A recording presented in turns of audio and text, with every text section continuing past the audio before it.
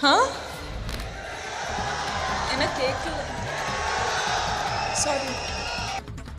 रश्मिका मंदाना का फिल्म पुष्पा 2 और अल्लू अर्जुन के साथ जब आया था तो पूरे धमाल मचा चुका था, पूरे सोशल मीडिया हिला कर रख दिया था।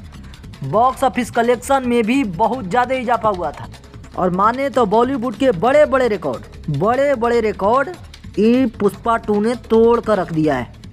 पटना गांधी मैदान में लॉन्च हुआ था, जो बिहार से शुरू हुआ था ये सिनेमा, और कहा बिहार के ही एक बहुत बेस्ट सिनेमा बना हुआ है, जिस फिल्म का नाम है दंश। आप सब ये लुक देख सकते हैं, ये सिर्फ टीजर का है। खेसारी लाल यादव जी का मूवी दंश मूवी का छोटा सा टीजर छोड़ा गया ग्लोबल म्यूजिक जंक्शन के बैनर तक से। भाई साहब ये कमाल के आ रहा है।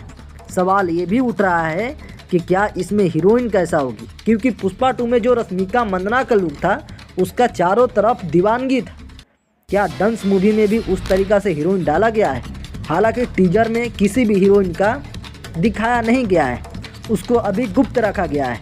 तो क्या माना जाए कि दंश मूवी खेसारी लाल यादव जी के जो पुष्पा वाला के लुक में बनाया गया है और बहुत ही अच्छा तरीक़ा से मूवी बनाया गया है, टीजर मोची दिखाई दे रहा है।